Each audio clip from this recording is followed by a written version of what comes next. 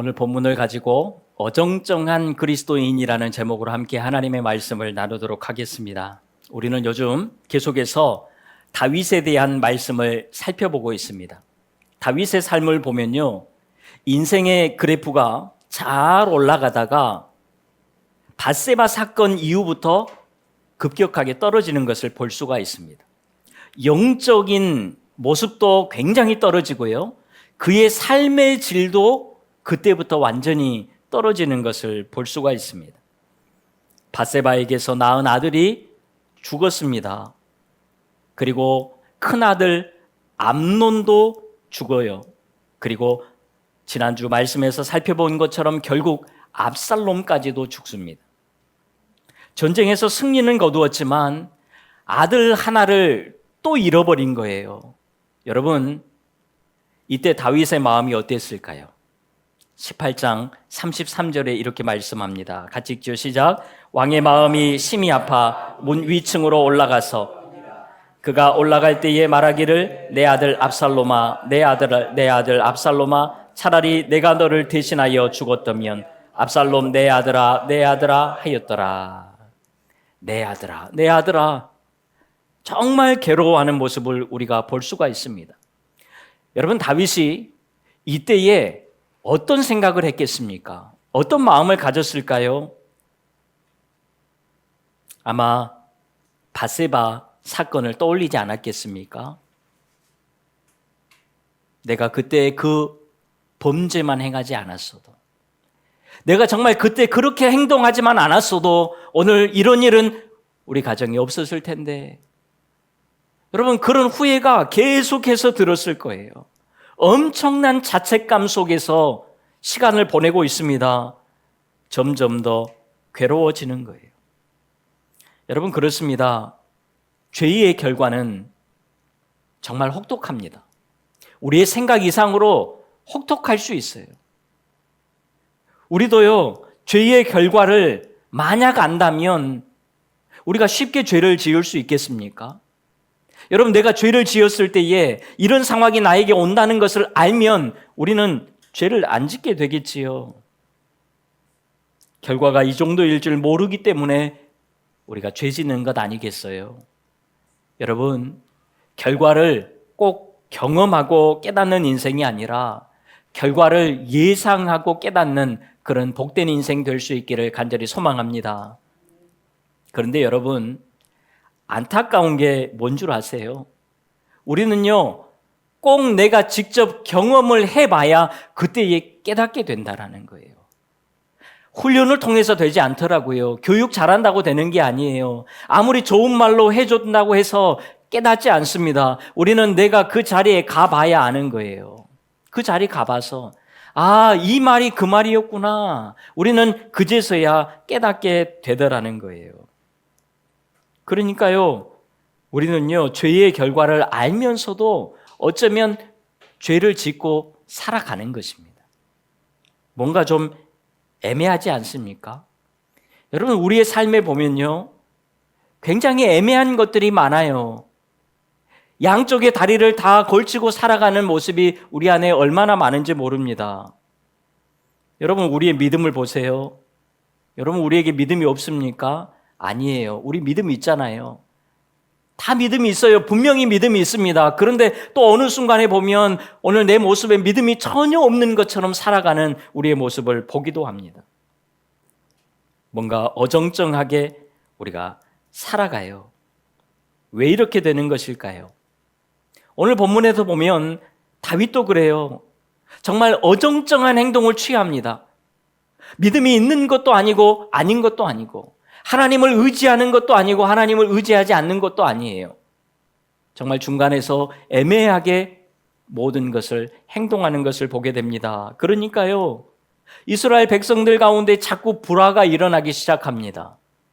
심지어는 북이스라엘과 남유다로 벌써부터 갈라질 조짐을 보이는 것이 바로 오늘 본문에 잘 나와 있어요. 왜 이렇게 되는지 오늘 말씀을 통해서 한번 살펴보도록 하겠습니다. 자, 오늘 본문은 다윗이 왕과 아버지 이 사이에서 어정쩡한 태도를 취하는 것을 보게 됩니다. 여러분, 다윗이 아무리 왕으로서 승리했어도 아들이 죽었잖아요. 그러니 아버지로서는 정말 마음이 아프고 슬프지 않겠습니까? 누구나 그럴 것 같아요. 아마 다윗의 신하들도 어느 정도는 이해를 했을 것입니다.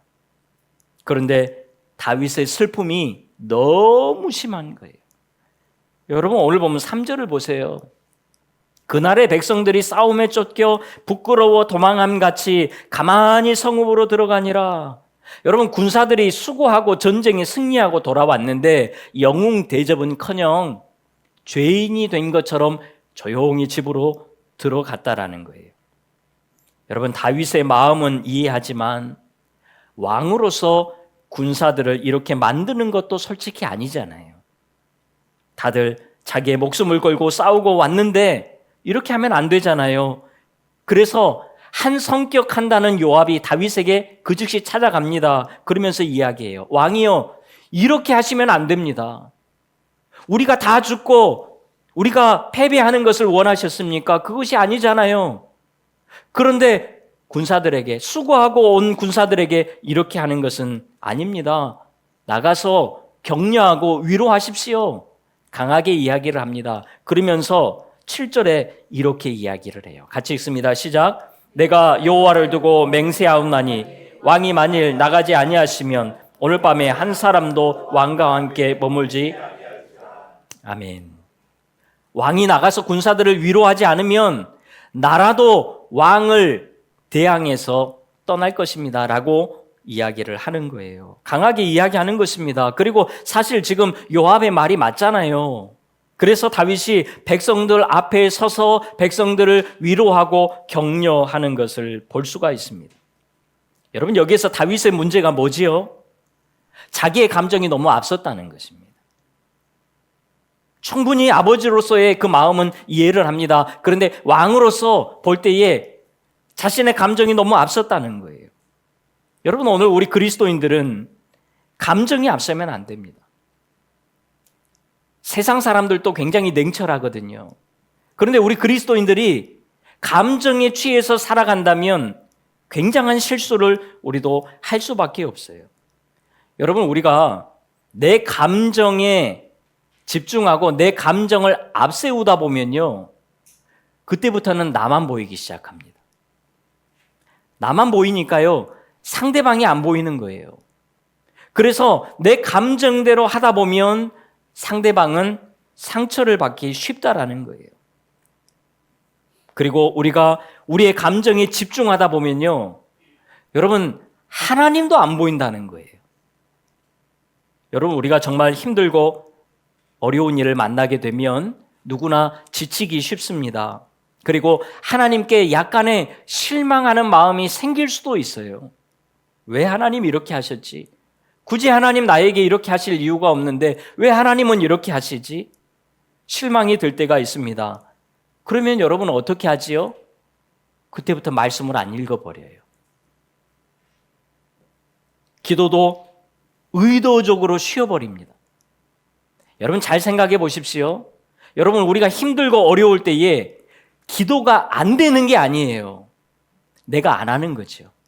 내가 하나님께 섭섭한 마음이 있다 보니까 안 하는 것입니다. 의도적으로 안 해요. 우리는 뭔가 좀 힘든 것이 생기면 왠지 모르게 하나님 앞에서 막 나가고 싶은 마음이 생기더라는 거지요. 그런데 또 그렇다고 해서 하나님을 완전히 떠난 것도 아니에요. 애매하게 걸쳐서 우리가 살아갑니다. 정말 어정쩡한 상태에서 우리가 신앙생활을 하는 거예요. 하는 것도 아니고 안 하는 것도 아니고. 여러분, 우리의 감정에 집중하다 보면 우리가 이루은 삶을 나도 모르게 살게 되더라는 거예요. 우리의 감정과 하나님의 말씀 사이에서 우리는 고민하는 것입니다. 그래서 예수님께서 우리에게 확실하게 말씀해 주시는 부분이 있습니다. 여러분, 마태복음 6장에 보면요, 예수님께서 이렇게 이야기를 하시지요. 우리를 확실히 아신다는 거예요. 너희들이 염려하고 걱정하는 것 내가 뭔지 다 알아. 너희들이 지금 어떤 마음인지 다 알아. 그러면서 하시는 말씀이 마태복음 6장 33절입니다. 같이 읽지요. 시작. 그런즉 너희는 먼저 그의 나라와 그의 의를 구하라. 아멘. 나 너희들 감정 다 알아. 그런데 너희들 그 감정 다 빼고 말씀으로 살라는 것입니다. 그것이 예수님이 말씀하는 거예요. 우리는요, 우리의 감정이 한번 발동하면 우리의 감정에 충실해서 살아가려고 하는데 그렇게 살면 실수하게 된다는 거예요. 그 감정을 다 빼고 하나님의 말씀으로 살라는 것입니다. 여러분, 우리의 감정이 중요하지 않다는 게 아니에요. 하나님은 우리의 감정을 다 아십니다. 그리고 때로는 우리의 감정을 위로하십니다. 존중해 주세요. 그런데 우리가요, 자꾸 감정이 기준이 되면 하나님의 의를 이룰 수가 없다는 거예요. 말씀이 기준이 되어야 하나님의 공의와 정의를 이루면서 살아갈 수 있는 거예요. 그래야 어정쩡한 그리스도인이 아니라 확실한 그리스도인으로 살아갈 수 있다라는 것입니다. 여러분, 바라기는 감정에 따른 신앙이 아니라 말씀에 따르는 신앙생활을 하는 우리 모두가 다 될 수 있기를 바랍니다. 다윗을 보세요. 밧세바 사건 때부터 감정이 올라오기 시작합니다. 그래서 간음하고 살인하는데 그에게서 공의라는 것은 찾아볼 수가 없습니다. 그리고 그 이후의 삶을 보면 다윗의 자녀들끼리 간음하고 살인하는데도 다윗은 일절 말을 하지 않습니다. 내세울 공의가 그에게 없었던 거예요. 오늘 본문에도 보면요, 다윗에게 공의가 없습니다.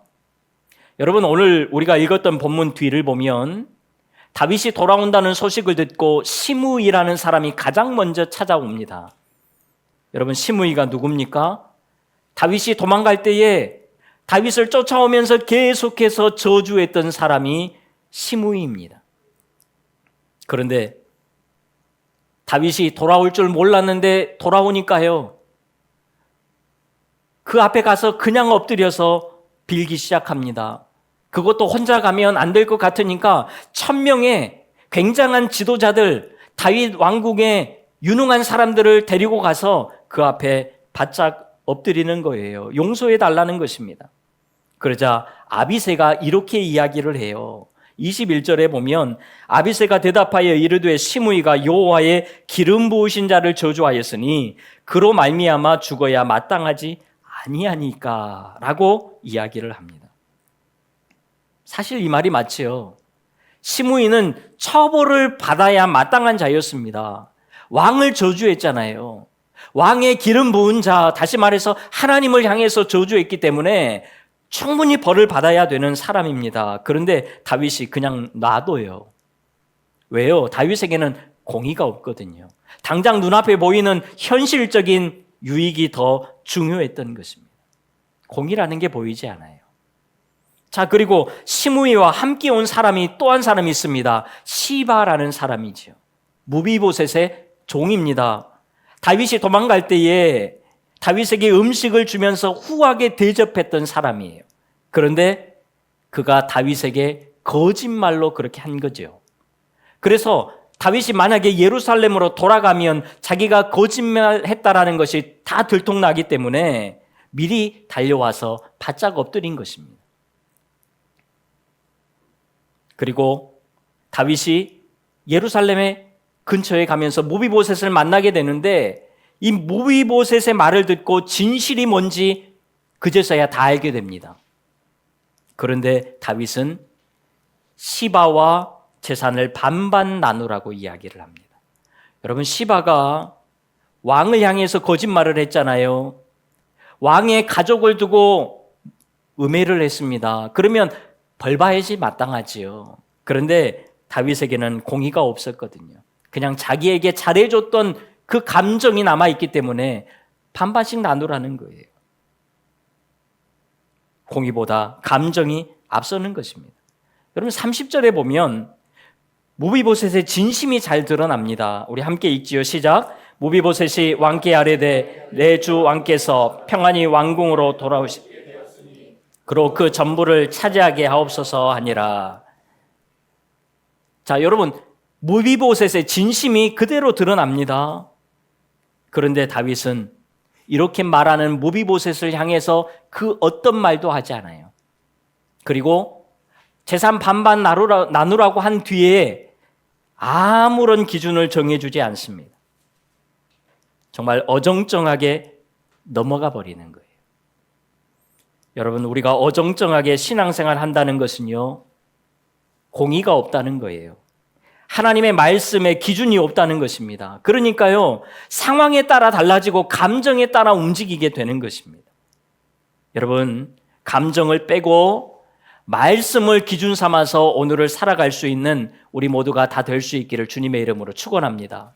감정이 또 올라와요. 우리는 조금만 하면 감정이 생깁니다. 그런데 그 감정을 내려놓고 하나님의 말씀의 기준을 삼아 살아갈 때에 우리가 정말 어정쩡한 그리스도인이 아니라 확실한 그리스도인으로 살아갈 수 있다라는 거예요.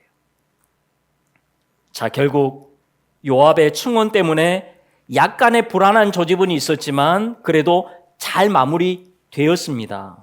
그리고 어떤 일이 벌어집니까?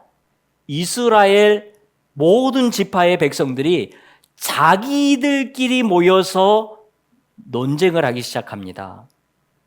다윗을 데려오자.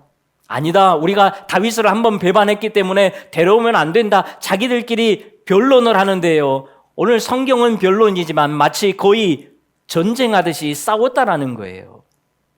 그리고는 결론을 내립니다. 어차피 압살롬이 죽었으니까 다윗을 데리고 오자라고 이야기를 합니다. 그러면서 다윗에게 이야기를 하는 거죠. 여러분, 지금 다윗은 요단 건너편 마하나임 성에 있습니다. 아직 돌아간 것이 아니에요. 그냥 그 성에 머물러 있었는데 이스라엘 백성들끼리 자기들끼리 우리 왕을 다시 도로 데려오자라고 이야기를 했다라는 거예요. 누가 이렇게 한 것입니까? 하나님께서 하신 거지요. 다윗이 한 게 아니에요. 다윗은 그냥 그 전에 있었던 성에 머물러 있었던 거예요. 아무것도 하지 않았습니다. 그런데 하나님께서 일하셔서 이들의 마음을 움직이고 다윗을 다시 데려오도록 만드셨다라는 거죠. 다 하나님이 하신 것입니다. 그러면 사실 다윗은요, 가만히 있으면 되는 것 아닙니까? 지금 하나님이 알아서 일하고 계시기 때문에 그냥 있어도 되는 거예요. 그런데 다윗이 오늘 본문에 보면 어떻게 하지요? 유다 지파에 사람을 보냅니다. 다른 이스라엘 지파들이 스스로 나서서 나를 왕으로 데리고 오려고 하는데 유다 지파 너희들 가만히 있으면 되겠냐? 너희들이 이렇게 뒷전으로 쳐졌다가 나중에 밀려나면 어떻게 하겠냐라고 지금 이야기를 하는 거지요. 여러분, 사실 당시에 이스라엘 모든 지파 중에서 가장 영향력 있는 지파는 유다 지파였지요. 위치적으로도 좋은 위치에 있었을 뿐만 아니라 또 다윗이 유다 지파예요. 그리고 메시아가 유다 지파를 통해서 온다는 것이 있었기 때문에 유다 지파가 확실히 좋은 위치와 영향력을 차지할 수밖에 없었습니다. 그런데 이 유다 지파를 제외시키고 이 일이 이루어진다면 나중에 돌아가서 문제가 생길 것 같은 거예요. 다윗의 입장에서 그렇습니다. 그래서 이들을 설득해서 유다 지파도 다윗을 데려오는 일에 동참하게 만드는 것입니다. 그런데 여러분, 유다 지파가 쉽게 움직이지 않아요. 왠 줄 아세요? 압살롬을 통해서 반역을 할 때에 가장 먼저 들고 일어났던 지파가 유다 지파거든요. 그러니까 자기들 체면상 숙이고 들어가기가 너무 어려운 거예요. 쉽게 돌아서기가 어렵습니다. 뭔가 좀 찝찝합니다. 그래서 다윗이 이것을 알고 한 가지를 더 제안합니다. 13절이요. 같이 읽죠. 시작. 너희는 또 아마사에게 이르기를 너는 내 골육이 아니냐? 내가 요압을 이어서 항상 내 앞에서 지휘관이 되지 아니하면 하나님이 내게 벌 위에 벌을 내리시기를 바라노라 하셨다 하라. 여러분, 아마사는 반역자 압살롬의 군대 장관입니다. 반역의 핵심자지요. 그런데 이 아마사가 어느 지파예요? 유다 지파 사람입니다. 그래서 다윗이 이 아마사를 요압을 이어서 내가 장군 삼아 주겠다라는 조건으로 유다 지파의 마음을 움직이는 거예요. 아, 다윗의 마음이 우리를 다 품어줄 수 있겠구나. 그래서 결국 유다 지파도 적극적으로 움직이게 됩니다. 그런데 다른 지파와 상의해서 같이 움직이면 좋잖아요. 그렇지 않아요. 유다 지파가 단독으로 움직입니다. 그러면서 다윗을 데리러 갑니다. 뭔가 잘 풀려지는 것 같아요. 다윗의 생각대로 돌아가는 것 같습니다. 그런데 어떤 일이 일어나냐면 여러분 41절을 같이 한번 읽지요. 시작. 온 이스라엘 사람이 왕께 나와 왕께 아뢰되 우리 형제 유다 사람들이 어찌 왕을 도둑하여 왕과 왕의 집안과 왕을 따르는 모든 사람을 인도하여 요단을 건너가게 하였나이까 하매. 남쪽의 유다 지파와 북쪽의 다른 지파들 사이에 거의 전쟁이 일어날 듯한 상황이 벌어집니다. 자기들이 먼저 논의하고 데려오기로 하고 있는데 왜 너희들 유다 지파가 먼저 움직여서 너희들만 다윗을 데리고 왔느냐라고 이야기를 하는 거예요. 왜 갑자기 너희가 끼어서 혼자 일을 다 해버리냐라고 이야기를 하고 있습니다. 여러분 사실 이들의 말이 맞지 않습니까? 이스라엘 다른 지파들이 자기들끼리 이야기하고 자기들끼리만 할 것이 아니에요. 유다 지파도 설득을 했겠지요. 그리고 다윗을 데리고 왔을 것입니다. 가만히 있으면 이렇게 잘 진행됐을 거예요. 원래 한 나라이기 때문에 굳이 나누어서 할 필요가 없거든요. 그런데 괜히 다윗이 나서서 일을 더 복잡하게 만든 것입니다. 남북 간의 분열의 조짐을 커지게 만든 거예요. 그래서 솔로몬 때에 나라가 하나 되는 듯 했지만 솔로몬 이후에 북이스라엘과 남유다로 나누어지게 된 것은 오늘 본문에서 다윗이 하나님을 의지하고 있지 않고 자기의 생각을 따라서 움직였기 때문에 이런 일들이 일어나게 되었다라는 거예요. 어정쩡하게 행동을 해버리니까요. 여러분 일이 더 훨씬 더 복잡해진 것입니다. 여러분 오늘 우리 모습에도 이런 모습이 있지요. 분명히 우리는 하나님을 의지합니다. 그런데 또 어느 순간에 보면 우리가 세상을 의지하고 또 사람을 의지하면서 살아가더라는 거죠. 일이 안 되면 하나님을 의지합니다. 그런데 일이 좀 되잖아요. 그러면 다른 것을 의지하는 거예요. 처음에는 하나님만 바라보다가 일이 좀 된다 싶으면 내 머리를 굴리고 있는 것을 우리는 보게 됩니다. 이것이 우리의 모습이에요. 정말 어정쩡한 모습입니다. 하나님만 의지하는 것도 아니고 다른 것을 같이 의지하는 거예요. 여러분, 오늘 우리에게 어정쩡한 모습은 없습니까? 하나님을 의지하면서 또 하나님만은 의지하지 않습니다. 하나님 말고 다른 것도 같이 의지하는 거예요. 믿음이 있는 것도 아니고 없는 것도 아니에요. 정말 어정쩡하게 살아갑니다. 여러분, 하나님 외에 우리가 의지하는 것들이 있다면 다 내려놓고 하나님만을 의지할 수 있기를 간절히 소망합니다. 여러분, 하나님을 의지한다는 것이 뭘까요? 하나님만 믿는다는 것 아닙니까? 하나님만 믿는다는 것은 하나님께 나의 모든 것을 맡긴다는 거예요. 내 모든 것을 맡긴다는 것은요, 그냥 하나님 알아서 하십시오 그러면서 가만히 있는 것이 아니에요. 여러분, 나를 맡긴다는 것은 나를 굴린다는 거예요. 내가 하나님께 맡기고 가만히 있는 것이 아니라 내가 오늘 나에게 주어진 상황과 환경 속에서 최선을 다해서 살아가는 것입니다. 내 머리 굴리라는 게 아니에요.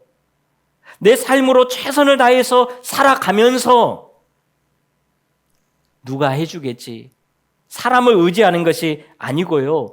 하나님께서 해결해 주실 것을 믿고 살아가는 것, 이것이 나를 하나님께 맡기는 거예요. 여러분, 살다 보면 내가 의지하고 싶어지는 것들이 참 많습니다. 살다 보면 이것도 의지하고 저것도 의지하고 의지할 것들이 정말 많아져요. 오늘 여러분들이 의지하고 있는 것은 뭡니까? 우리 오늘 말씀을 들으면서 오늘 집에 돌아가기 전에 이 예배 가운데에 내가 하나님 외에 의지하고 있었던 것들이 있다면 이 시간 주님 앞에 다 내려놓고, 주님 다 내려놓습니다. 이제 내가 주님만 의지합니다. 이런 결단의 고백을 하고 돌아가는 우리 모두가 다 될 수 있기를 주님의 이름으로 축원합니다.